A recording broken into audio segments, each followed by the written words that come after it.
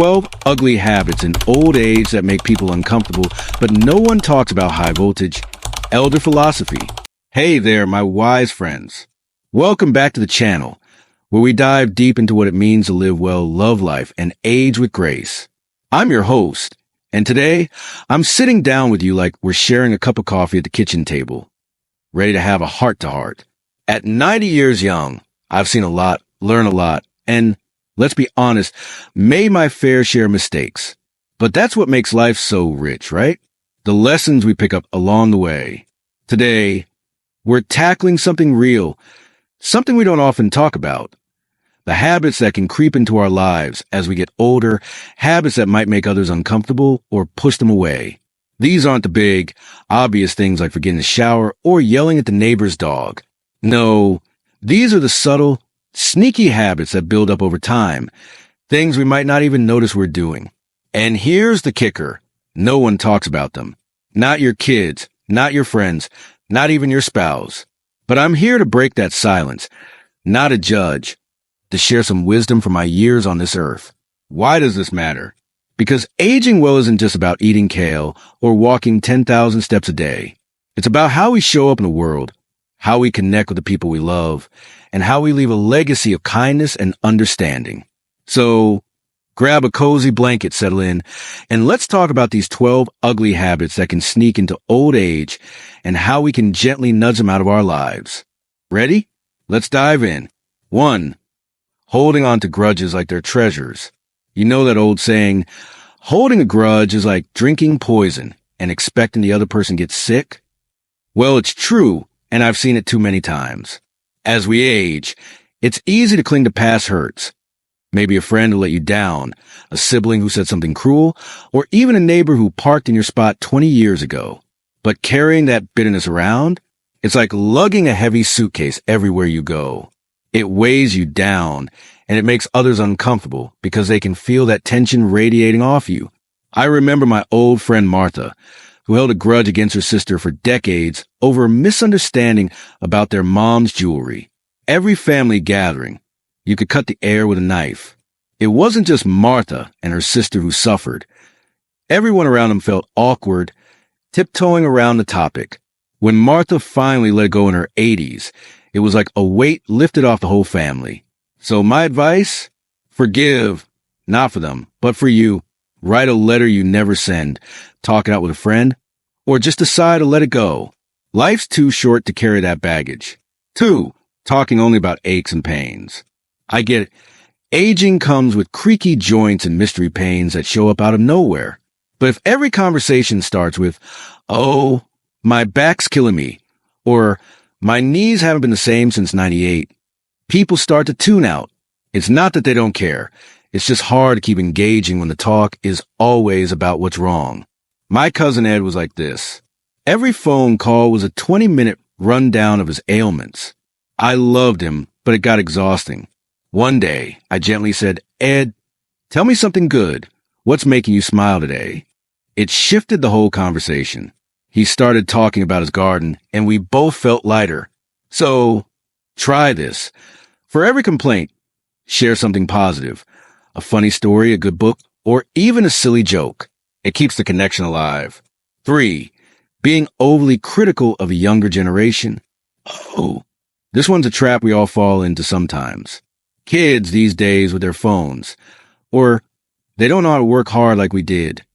Sound familiar? I'll admit, I've caught myself muttering about millennials or Gen Z like they're a different species. But here's the thing. Every generation has its quirks, and ours did too. Remember when our parents thought rock and roll was the end of civilization? Being overly critical creates a wall between you and younger folks, whether it's your grandkids or the cashier at the grocery store. Instead, try curiosity. Ask them about their world. What's that app they're using? What's their favorite band? I started doing this with my grandson, and now we swap playlists. It's not about agreeing with everything they do. It's about showing you're open to learning. That openness, it's magnetic. 4. Refusing to try new things. As we get older, it's tempting to stick to what we know. Same diner, same TV shows, same routines. But when we shut the door on new experiences, we can come across as rigid or out of touch, and it makes others hesitant to share their world with us. I used to hate the idea of smartphones, thought they were just fancy toys. But when my daughter showed me how to video call my great-grandkids, it was a game changer. Now I'm the one sending goofy emojis. Trying new things doesn't mean skydiving or learning TikTok dances, unless you want to. It could be as simple as tasting a new cuisine or watching a movie you'd usually skip. It shows people you're still curious, still growing, and that makes you a joy to be around. 5. Repeating the same stories over and over. We've all got those go-to stories. The time you met a celebrity, the big snowstorm of '76, or that epic road trip. And they're great. But when you tell them every time you see someone, it can wear thin. People might smile politely, but inside they're thinking, here we go again. I had a neighbor, George, who told the same fishing story at every barbecue. One day, his son gently said, "Dad, tell us about something new. What's been going on this week?" George lit up, sharing a recent hobby he'd picked up. It was a reminder we're more than our old stories. Keep making new ones and share those instead. Ask yourself, what's something fresh I can talk about today? 6. Being too set in your ways. There's comfort in routine, but being inflexible, like insisting dinner must be at 5 p.m. sharp or the thermostat can't go above 68, can make others feel like they're walking on eggshells. I used to be like this about my Sunday routine. Church, then pancakes, then a nap. When my kids wanted to mix it up with brunch at a new spot, I'd grumble. But one day, I said yes, and we had the best time laughing over waffles. Flexibility doesn't mean giving up what you love. It means making room for others' ideas. Next time someone suggests a change, take a deep breath and give a shot. You might be surprised how much fun it is to bend a little. 7. Hoarding clutter like it's gold. This one's tough because our stuff tells our story. Old photos, trinkets, that chair you've had since the '70s. But when your home is overflowing with clutter, it can make visitors uncomfortable, and it's a safety hazard. I had an aunt who kept every newspaper just in case. Her house felt chaotic, and it was hard to visit without tripping over something. Start small. Pick one drawer or shelf to clear out. Donate, recycle, or pass things on family. It's not about erasing memories. It's about making space for new ones.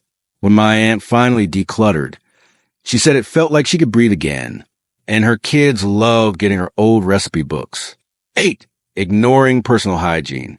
Let's be real. Sometimes as we age, we don't notice the little things.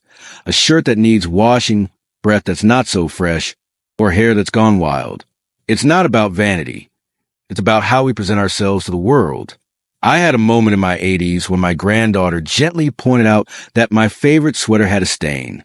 I was embarrassed, but grateful she told me. Set a simple routine. Fresh clothes daily, a quick brush of the teeth, maybe a splash of cologne or perfume. It's not about looking like a movie star. It's about showing you care. And if you're struggling, maybe with mobility or memory, ask for help. There's no shame in it. 9. Talking over others or dominating conversations. When you've lived as long as I have, you've got a lot to say. But if you're always cutting people off or steering every chat back to your experiences, it can make others feel unheard. I used to do this without realizing. Thought I was just being enthusiastic. Then a friend said, "Let me finish my story." And it hit me. Practice active listening. Nod, ask questions, and let the other person shine. I started doing this at family dinners, and I learned so much about my kids' lives. It's like giving someone a gift. They feel valued, and the conversation flows better. 10. Being overly negative or complaining constantly. Life isn't always sunshine and roses, especially as we age. But if you're always focusing on what's wrong, the weather, the news, the price of eggs, it can drag everyone down. My old pal Joe was a chronic complainer. Every coffee date was a litany of gripes. Eventually, people stopped inviting him out. Try the 3 good things rule. Every day, share 3 positive moments, no matter how small. Maybe you saw a beautiful sunset, enjoyed a good meal, or laughed at a silly show. It shifts your mindset and makes you someone others want to be around. 11. Dismissing technology outright. I know, technology can feel overwhelming. But when you say, I don't do computers or smartphones are stupid, it can make you seem closed off and it limits your connection with others. My nephew taught me to use email, and now I get sweet notes from my grandkids. It's worth the effort. Start small. Learn one thing, like texting or using a video app. Ask a younger friend or family member to teach you, and be patient with yourself. It's not about mastering it all. It's about staying connected in a world that's gone digital. 12. Forgetting to show gratitude.